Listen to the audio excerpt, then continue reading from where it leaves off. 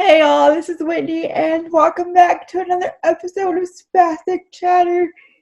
If you didn't know, Spastic Chatter is a platform meant to feature those in the Cerebral Palsy community, and I get together weekly with individuals with CP, like myself, to have a kind of uncensored chat, if you will, about what it's like living with this type of disability. And for this week, I'm excited because I have Dex and Whitney. They have a very unique story. They're a brother and sister, but they didn't meet each other till later on in life. I don't know if Whitney remembers this, but she was like one of the first people to reach out to me about Spastic Chatter, because she gave me this whole story about how she met her brother with CP. So I just think it's cool that they're actually on the show now. So before we get in the conversation, I'm gonna let them introduce themselves, and we'll take it from there. So I'm Dexter. I'm Whitney. And we're tied together. That's the name of our page. So I'm the younger brother. She's the older sister. I'm the cool one. She's the nerdy brat. But yeah, they're gonna really believe that. I'll keep her anyway. Oh my lord. Anyway, yeah. So it's been a wild ride, getting to know each other, finding each other, and trying to like figure things out. It's not a dynamic that I think anyway, I'm getting ahead of myself. Yeah. So Dexter and I found each other with the DNA test. I was adopted. So we're biological half siblings, but we didn't know about each other because I was adopted and I grew up with a different family in a different state. I grew up in Utah. And so then I did my DNA test to try to find out who my biological father was, and we share a biological father.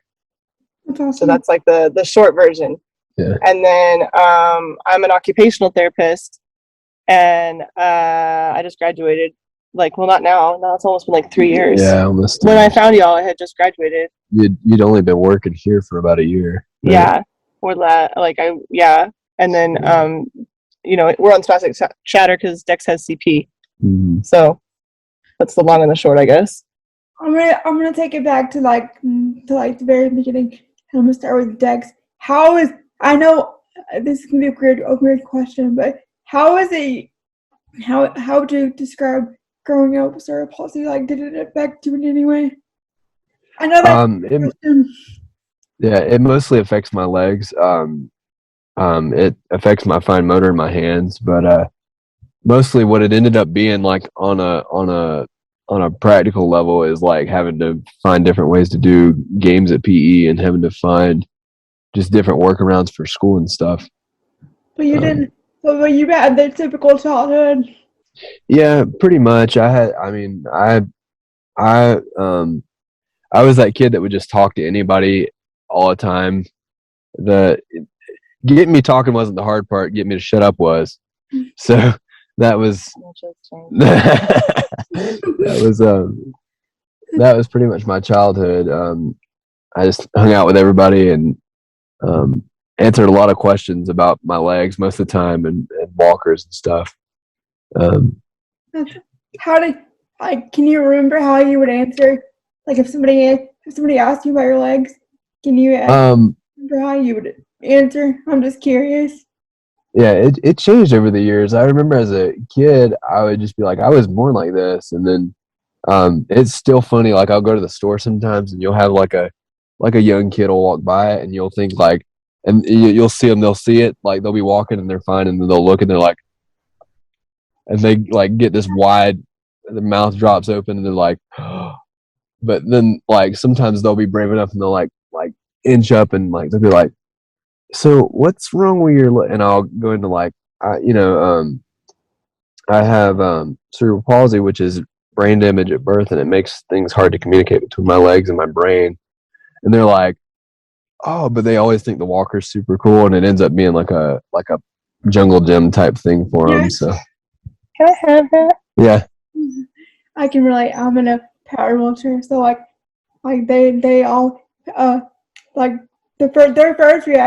kids' first reaction is to come up and touch it, and like their parents freak out, and I'm like, oh no, it's okay, Yeah.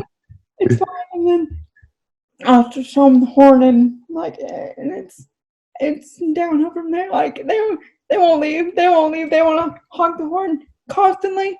But yeah. Okay, take me back to when y'all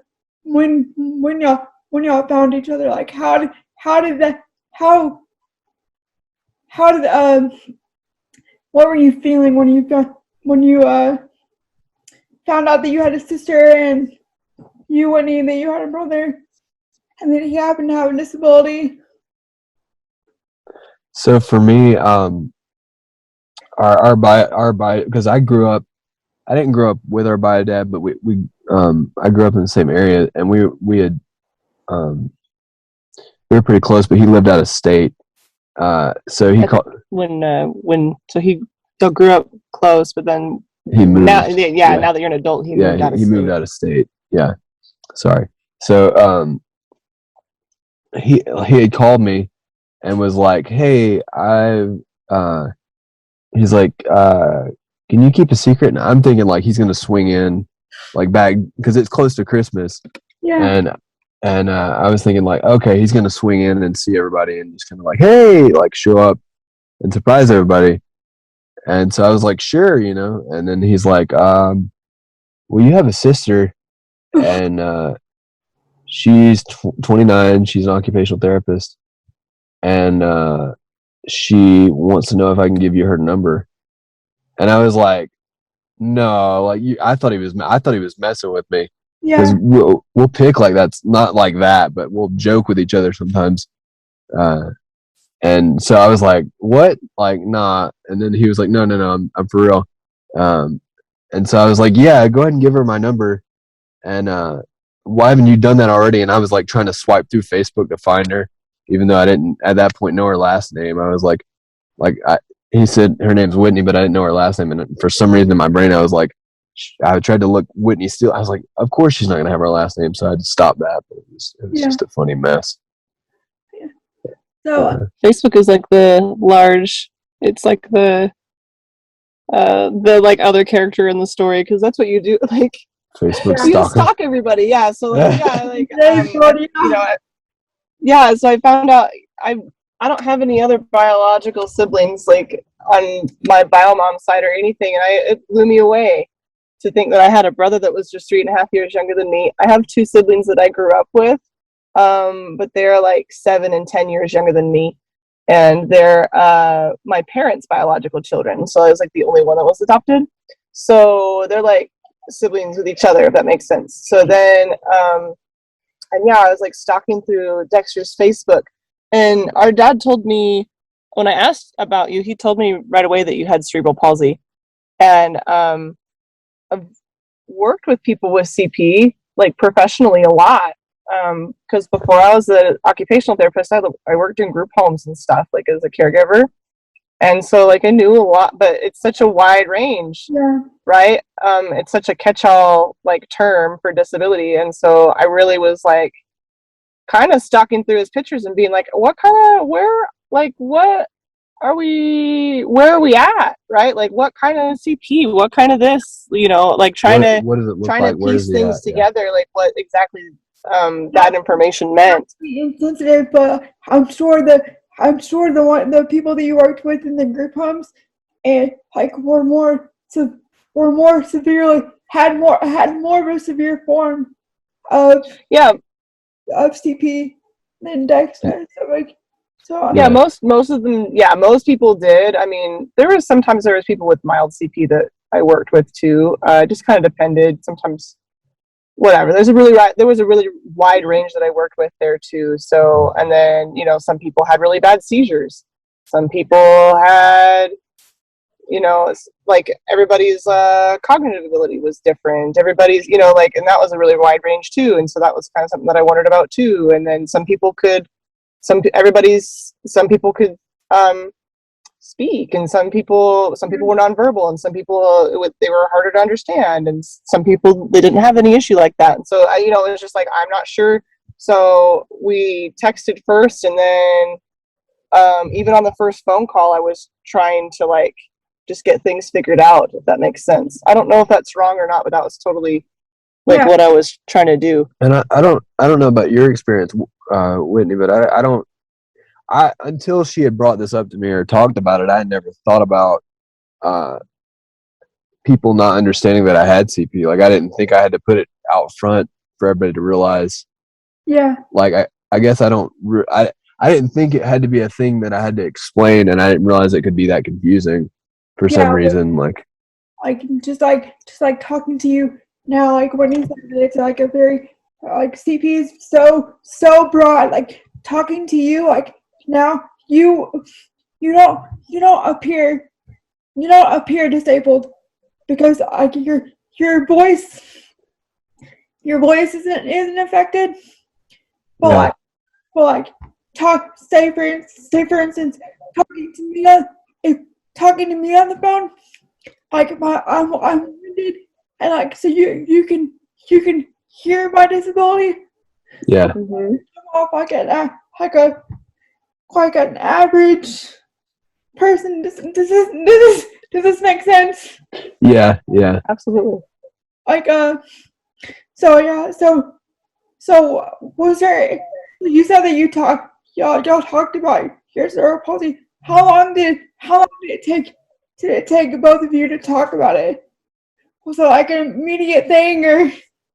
One thing about us, and I think both of us, usually when there's something to discuss, we tend to jump into it pretty quick. I think when we met, you were slow to ask me what I needed.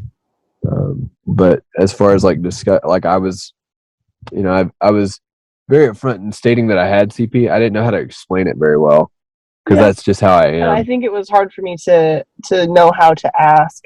So I would try to ask things even before we met, especially when we were when I was getting ready to come down to Florida. Yeah, I was trying to figure out like, okay, like what are we going to be doing, type of thing, and but it's hard to ask questions like that to somebody, like, because it kind of feels like, and it's so dumb, like, like. And you're also coming at this from a OT perspective, so right? Like you're and not like, and it totally threw me. Sorry, I didn't mean to interrupt. I'm sorry. I'm like a really bad interrupter. It's a chronic problem. You're fine. You're totally fine. So, but like, it through like I've been around disabled people a lot. I've worked with a lot of disabled people. I got into OT because I enjoy working with people who are disabled. But all of a sudden in this situation, I was nervous, and I was like, and it brought up a lot of old thinking for me, like I don't know what to do, I'm not sure what I'm doing, and and all of this kind of like and I had a lot of had to really examine some of my attitudes, like brought up a lot of internal ableism, I think, for me. And it really this whole experience has really made me look at a lot of my own just like I guess maybe some of the things I've been uncomfortable with disability before, things that I honestly did not think were there. Does that make sense? Like I really had put in a lot of work to undo a lot of that stuff. But yeah, so like I would be like, ooh, like can I ask him that? Like can I ask him, how am I going to ask him about his legs? How am I going to ask him, like, can he walk? Like, can I ask him if he can walk? Is he going to feel bad if I ask him if he can walk? Like just stuff like that. Yeah. Versus like when I'm at work, it's just like, okay, this is your job. That's my job. And I'm just like, hey, I'm Whitney. I'm your OT. Nice to meet you. So, how's the bathroom going? How's this going? Like really like in-depth question really, really early. And I didn't want to be like that. Dexter's my brother. So Yeah, it was like I would freak out about it like constantly. that would make the Thanksgivings and family reunions a little awkward little bit. if you'd have opened up with like, "How are you? So what's going on?" Anyways, well, and honestly, go into things. You can do that with old people. Like old people are like, "Let me tell you all my problems." I'm not old They're enough fine. yet. I'm not old enough yet. Not every old. I'm sorry, old people. Don't send letters. I totally did that at Thanksgiving. Because Uncle Fuzzy was having all those issues. Yeah. And he was like, "Oh, I've been doing this," and I was like, "Have you talked to your doctor about this? Have you done?" And I totally went into an old clinic. I went into a clinical mode with him, and it was fine. But I've really always tried hard to not do that with you, and it's hard. Yeah. I think. Go ahead. Go ahead. Sorry. I think one thing that y'all might have missed out on is that growing up together as kids because my siblings they don't know any different. Like they were raised with a sibling with a disability, so they don't. This is not normal. Like they don't know. Like our relationship is totally different. Like they're assholes to me because they know that I'm gonna spit back or something. Like they know that they know it's okay to you know what I mean. So yeah. I'm sure y'all had to develop that relationship. Yeah, it's a different kind of dynamic. We still give each other crap all the time. Mm-hmm. I remember one time we were at there's a cavern down here that's real famous, Carlsbad Caverns, and I don't know why I did this, but like we were going in the elevator and it only goes like up and down. We're on the bottom floor. Where the cave is. We were in the cave. And I was like, I have no excuse.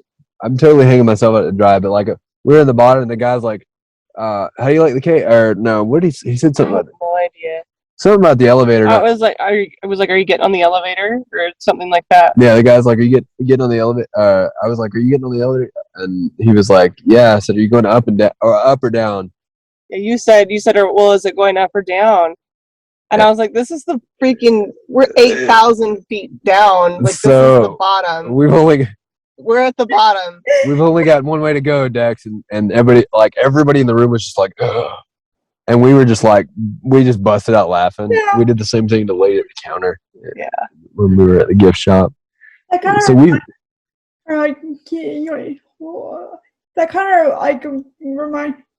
reminded me of a question that I want to ask. So can you think, for people with disabilities, they always, I don't know about you, Dex, but for me, they always talk, if I'm with somebody, they talk to them first before they talk to me because they think I can't speak. So yeah. Has that happened with you two before where they speak to Whitney?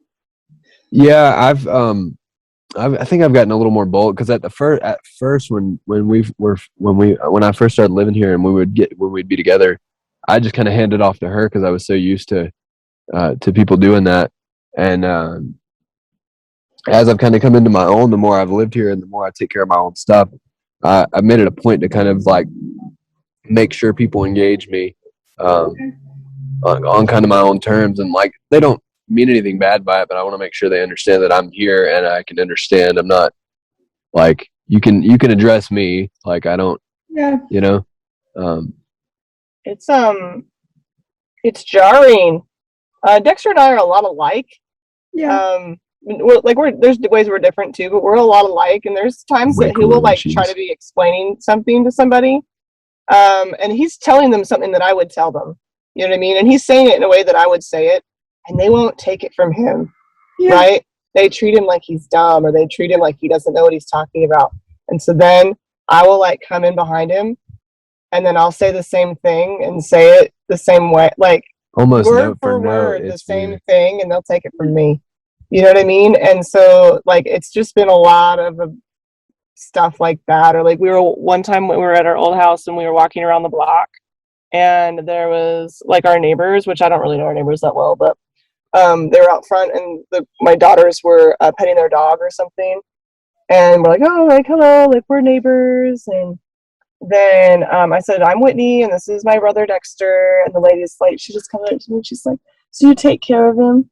And I had like no idea. Like he's literally like almost this close. And she's like, yeah, I'm like standing right like, there. you know, oh, like this is my brother Dexter. He lives with us. And she's like, oh, you take care of him. That's so nice. And I was like, I had like literally no idea what to say, you know, because that's another thing about siblings. Like I haven't had a lifetime of that BS. You know what I'm saying? And so I didn't I totally just froze instead of saying something back to her. And then later I was like, what should I have said to that lady? What am I doing? What kind of sister am I? You know, like you're so caught off guard. Like you're like, wait, did that just come out? Like afterwards, you're like, wait, did that just happen? Yeah. Right. What did she just say? What did she say to me? Yeah. If like I have three other. I have a brother and an older sister, and I have a twin. So like, if I didn't know you were a twin. Yeah. Sorry. I have a twin.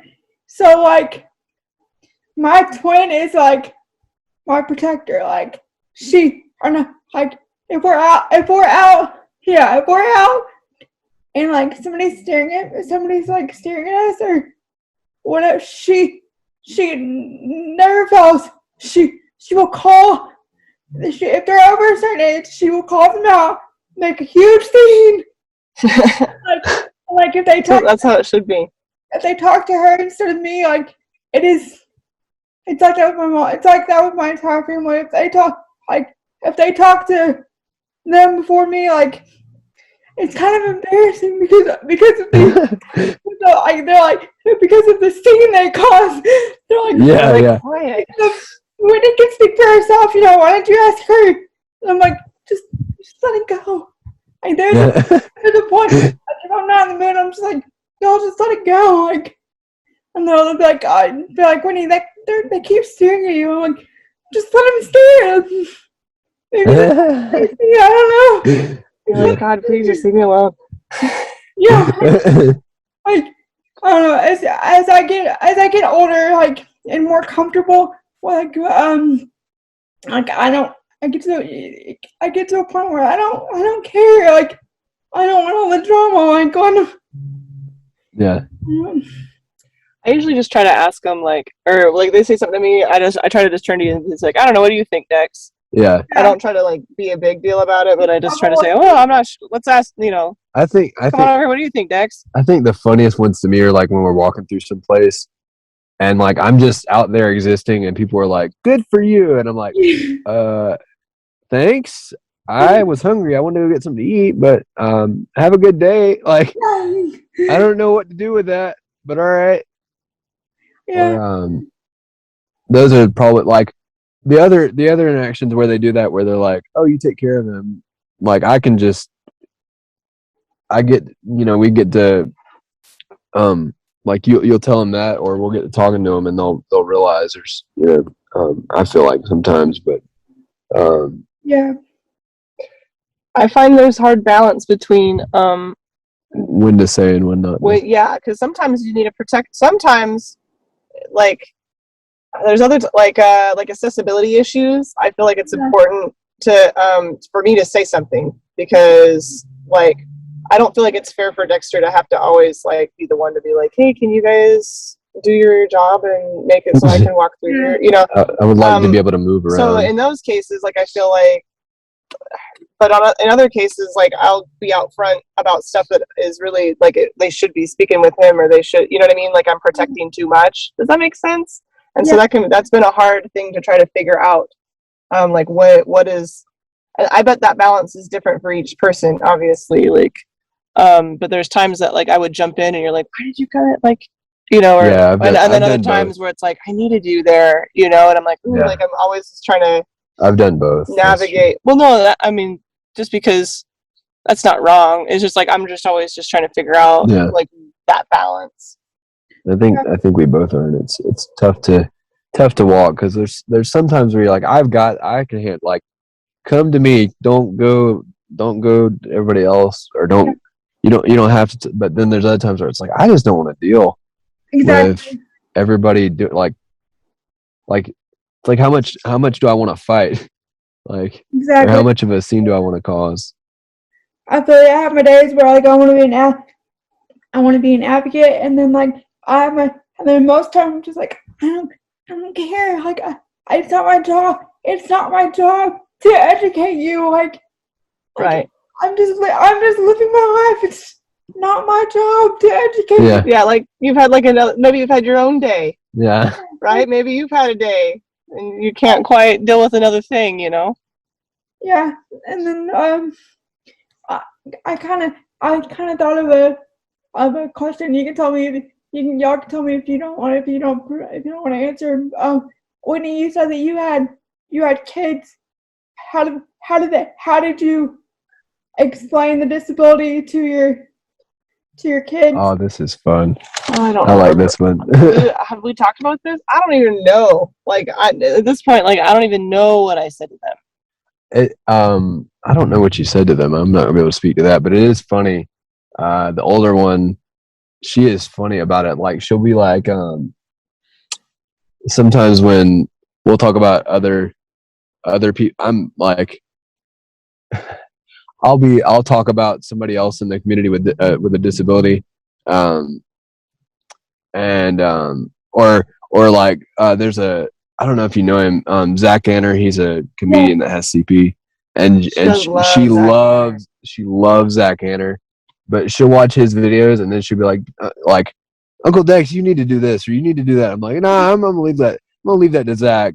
Or like a lot of times with, or it's like, oh, she uses a walker, you use a walker. Let's get married. Yeah, y'all should get right? married. Like, this person's disabled. Like it's very simple to kids. Yeah. It's like, oh, like obviously you should marry her. Yeah. When are you getting married? And they just tease you. Yeah, and then I like run away from the embarrassment. I have 2 daughters.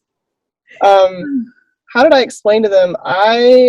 We have no other people with any sort of physical disability in my family at all, they don't have anybody on their dad's side either. We don't have anybody that uses a mobility aid. We don't have anybody that does anything like that. When I was working at the developmental center in Utah, which was one of the places I worked, I would try to bring them to like community events and stuff so that they would have some kind of sense of being around people with disabilities. I felt like that was really, really important. This was years ago. But but they were always, I mean, little kids, I don't know, there was a lot to take in sometimes, and they were sometimes uncomfortable. Yeah. For sure. And so I remember explaining to them that you needed a walker to walk.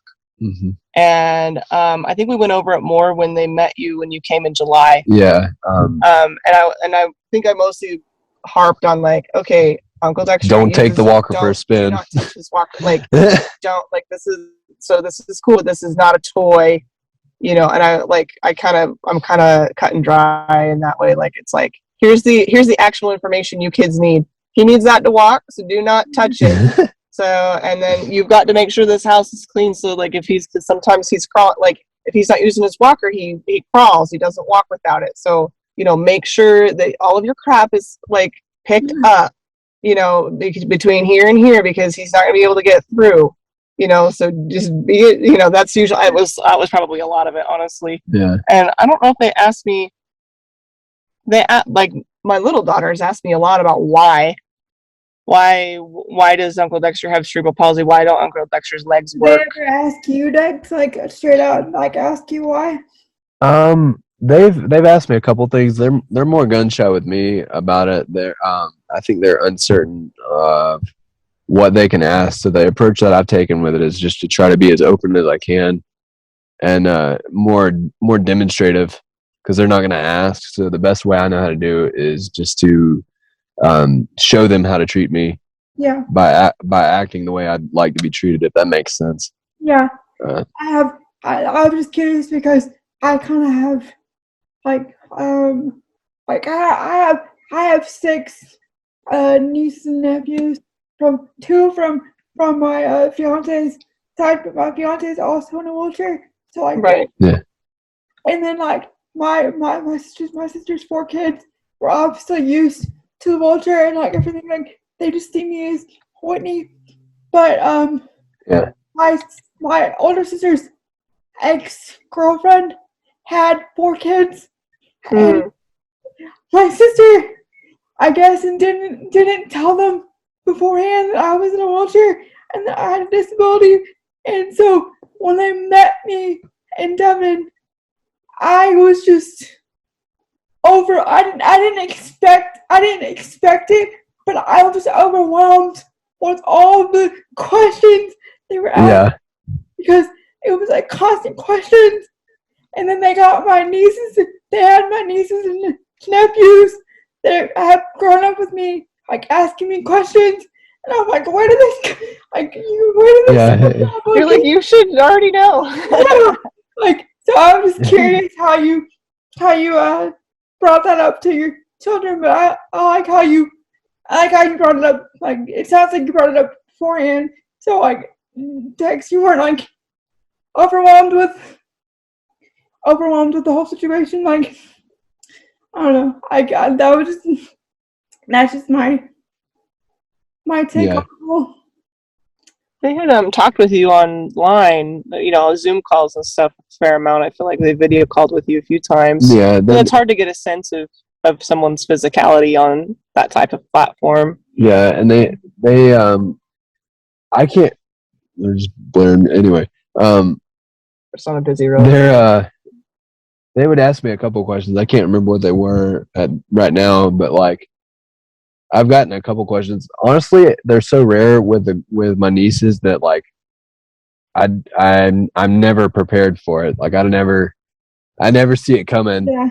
So when I do get the rare question, it's like okay. You have to think about what to say. Yeah, exactly. And it's weird for me. It's weird because that's just how, like, I'm just this way. Like it would be like someone asking you what it's like having CP versus what's it like walking. It's like, I don't know. I've only done the one, and it's just living.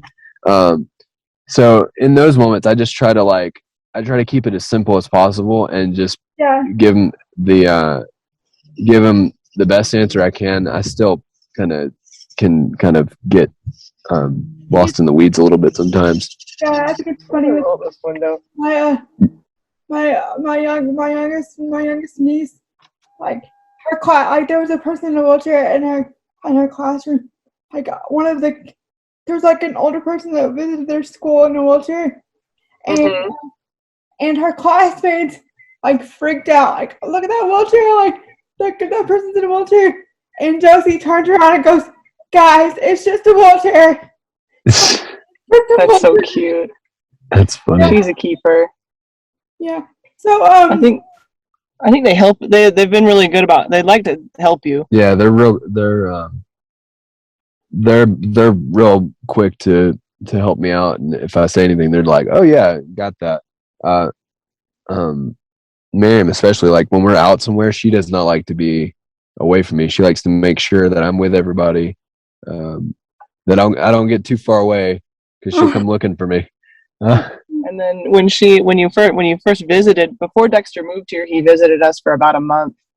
And she had broken her collarbone right before he got here, and then she would be like in her little arm sling and then trying to like get stuff for or like holding on to your hand with her other hand, or she just didn't want to, like, she's trying to help you. She's like, maybe I can get this walker out. I'm like, you have broken arm, like your clavicle is broken, like not you.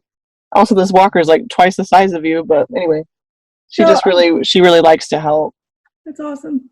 So I kind of want to, one of the last things I want to talk about is your Instagram, like, are you like your social media platform, like, tied together?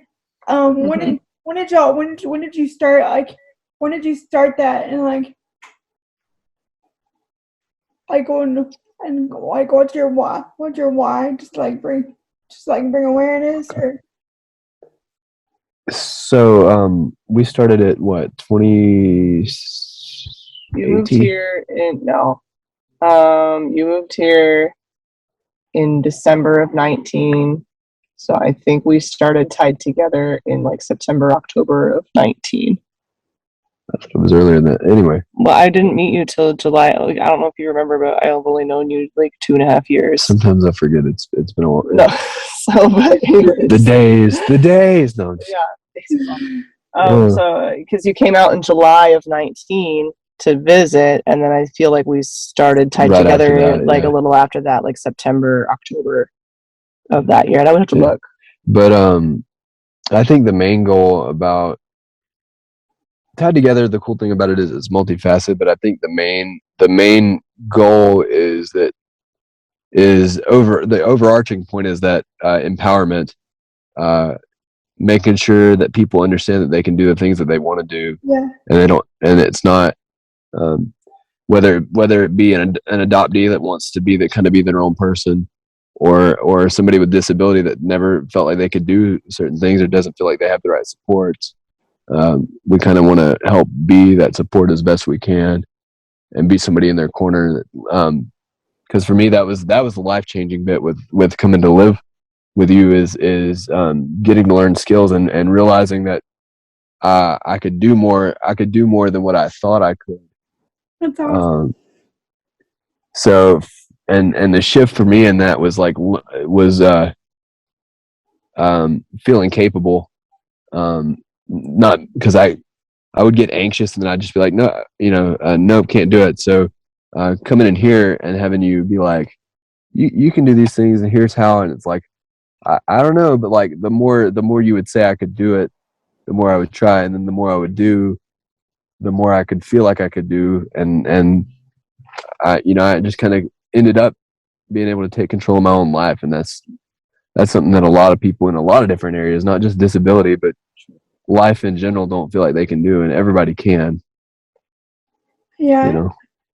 I can imagine that having Whitney with her OT background. She's gonna push you. She's gonna push you to do it because she's not gonna her OT background's not gonna do it. Not gonna do it. Oh, that would never work. I can't put he won't be told anything ever. I'm stubborn. He's really stubborn.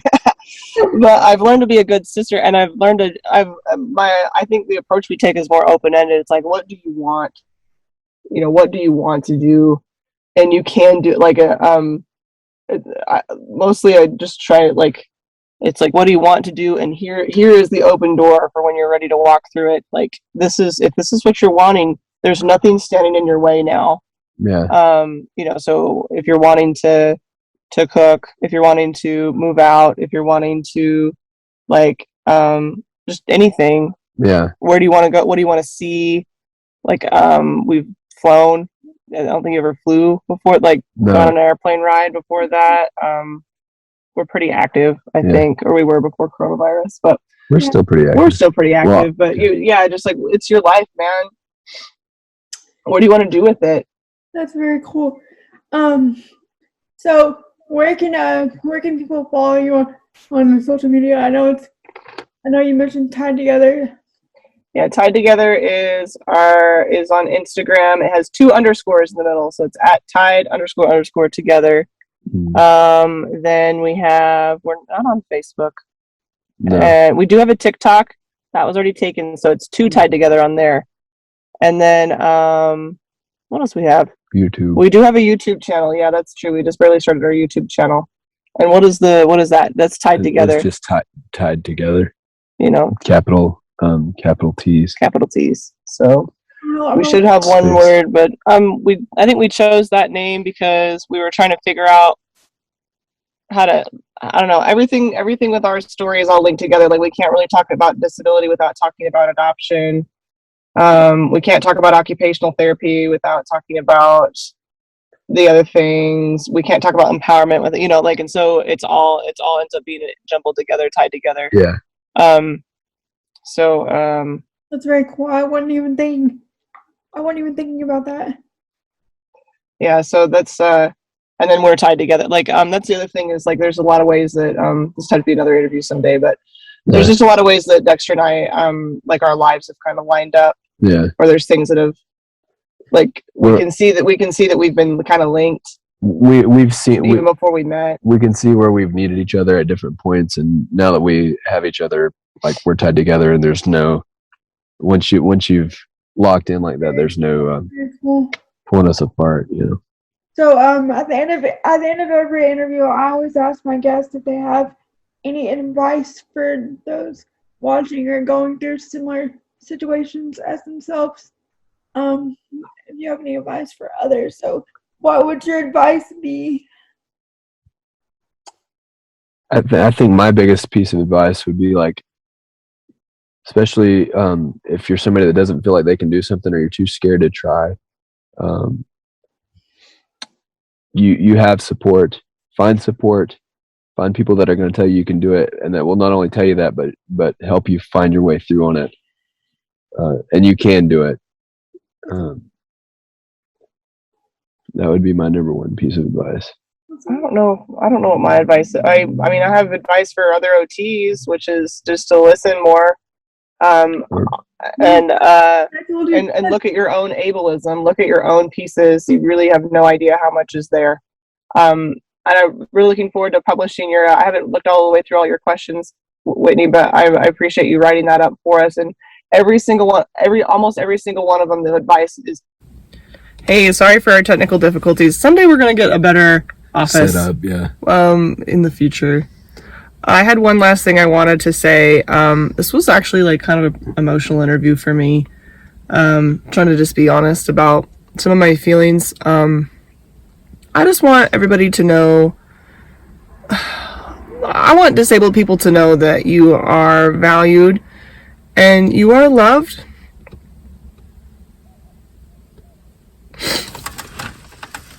Sometimes I hear people talk about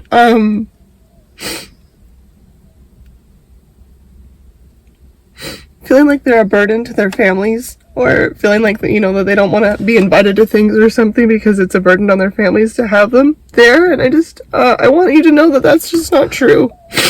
I'm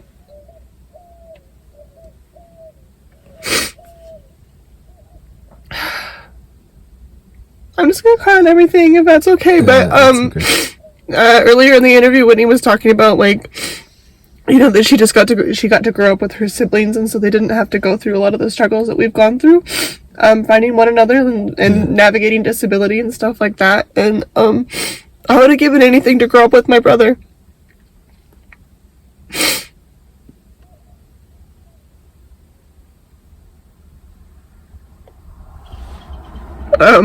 All that really matters is that he's my brother.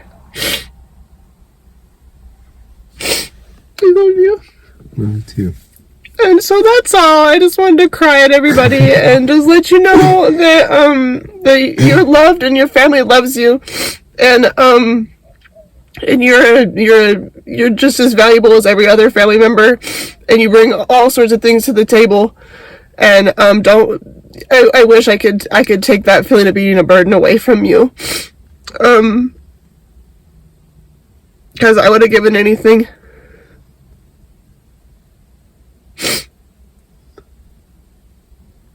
Okay, this is it. This is a successful meeting. This is the end. Do you have anything else you want to add? No, I think we've covered it. All right, I appreciate you. I love you. Thank you, Whitney. Thank you so much. We'll talk to you later.